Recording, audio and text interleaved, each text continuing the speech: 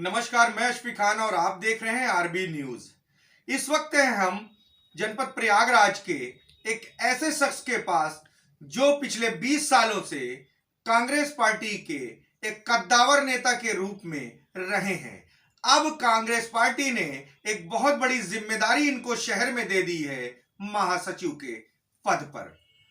अब ये देखना है कि महासचिव के पद पर रहकर जिनसे हम मिलवाने जा रहे हैं, जिनका नाम है शफीक उद्दीन, प्यार से इनको लोग बबलू भी बुलाते हैं, जानते हैं कि क्या वजह रही कि अल्पसंख्यक समुदाय से आते हैं और क्या अल्पसंख्यक के शफीक उद्दीन पर पूरा भरोसा कांग्रेस जताई है, तो क्या उस पर खड़े उतरेंगे।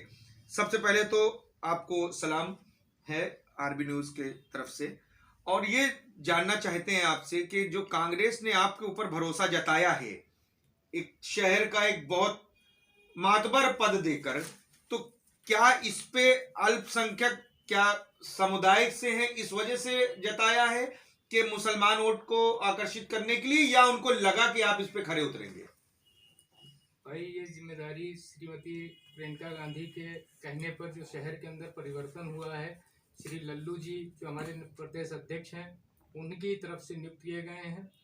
और ये ऐसा कुछ नहीं है कि हम मुसलमान समाज से आते हैं इसलिए ऐसा नहीं है, बल्कि ये कि हमारे कार्यशैली को देखते हुए हमको इस पद पे नियुक्त किया गया है और हम पूरी तरह इस काम के लिए सक्षम रहेंगे, तैयार रहेंगे इसके लिए पूरी तरह से। तो जिस तरीके से कांग्रेस पार्टी ने आपके ऊपर भरोसा जताया है, उम्मीदें क्या है अगर कांग्रेस की सरकार आती है उत्तर प्रदेश में, तो कांग्रेस अपने शहर के प्रयागराज के लिए क्या क्या मैनिफेस्टो लेके आई है, किन किन मुद्दे पे वो चुनाव लड़ेगी।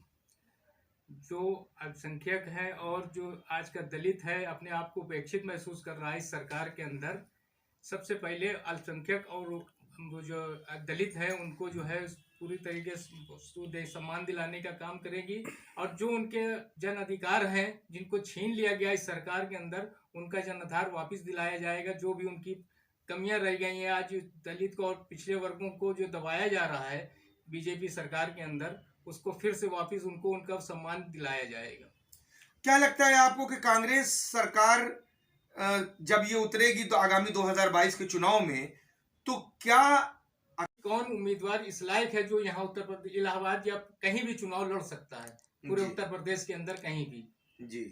और नए कैंडिडेटों को अब इस बार सभी जगह मौका मिल रहा है, चाहे किसी भी सीट पे देख लीजिए।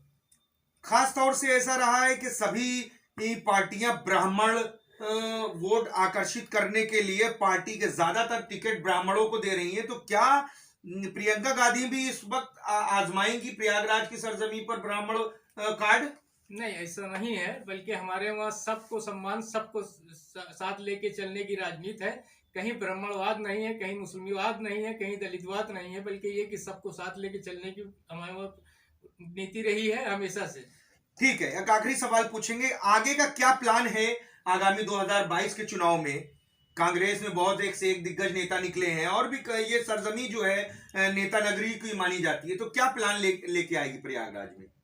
प्रयागराज बहुत पिछड़ा हुआ है, यहाँ पे हमारे श्री जो भी चुनाव लड़े हैं उन्होंने इलाहाबाद प्रयागराज को पिछड़ा कर दिया और कुछ नहीं दिया है। जैसे कि मेट्रो सिटी घोषित किया गया, मगर मेट्रो सिटी के नाम पे आप देख लीजिए सबसे ज्यादा गंदगी और सबसे ज्यादा बेरोजगारी इलाहाबाद के अंदर है और कहीं नहीं है।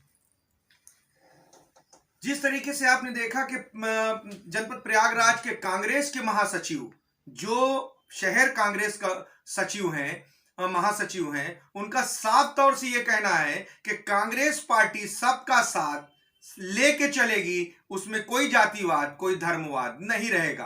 खास तौर से उनका यह भी कहना है कि इस वक्त जिस तरीके से पहले कांग्रेस पार्टियों में डिसाइड करता था राष्ट्रीय अध्यक्ष, लेकिन अब एक ऐसी टीम गठित कर दी गई है जिसमें जो भी कैंडिडेट खड़े होंगे वो डिसाइड करते हैं उस मीटिंग के दौरान कि यहां से लिख के भेजा जाता है कि किसमें कौन उम्मीदवार खड़ा होता है। अब ये देखना है कि कांग्रेस जो अपने मैनिफेस्टो ले आके बात कर रही है उस पर खरी उतरती है, या सपा ने 300 यूनिट बिजली फ्री देने का बात कही है, ये कितना जुमला सही होता है या मौजूदा सरकार भारतीय जनता पार्टी की, जो कि कह रही है कि इस बार भी हम फुल पूर्ण बहुमत से आएंगे, वो कितना खरा उतरती है? शफीकुद्दीन जी, आप एक प्रयागराज वासियों को एक संदेश दे दीजिए कि अपने तरफ से क्या संदेश देना चाहेंगे, खास तौर से कांग्रेस पार्टी के एक सम्मानित पदाधिकारी के तौर पर, जैसे कांग्रेस के शहर महासचिव के रूप में हैं आप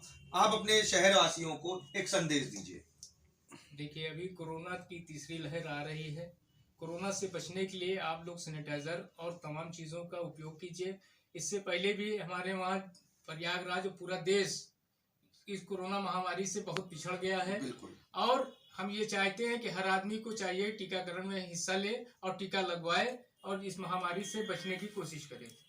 दूसरी चीज़ ये कि हम इससे पहले वाले कोरोना महामारी में हमारी प्रियंका जी ने कहा था कि हम उन लोगों का लिस्ट तैयार कर रहे हैं जो इसमें पीड़ित थे, जो जिनकी डेथ हो चुकी है, उनकी एक लिस्ट तैयार हुई है। अब कभी हमारी सरकार आती है तो उनको 10-10 लाख का मुआवजा दिया जाएगा, जो हम लोग लिस्ट तैयार करके भेजा है कि जो लोग इसमें मरे, जो कोरोना महामारी, जी कोरोना महामारी में जो लोग बेचारे अपने परिवार से जुदा हो गए हैं, उनके परिवार को कम से कम सहानुभूति के तौर पे 10-10 लाख रुपया हम लोग देने की तैयारी कर रखा है। मगर आने वाली सरकार जब बन जाएगी हमारी, तब इसको होगा। तो नया साल हमने तैयार रखा है और नया साल शुभ हो और कोरोना से हर आदमी बचे, सैनिटाइजर लगाए और मास्क लगा के चले। इसलिए तीसरी लहर जो है बहुत तेजी से आ रही है। ठीक, बहुत बहुत धन्यवाद।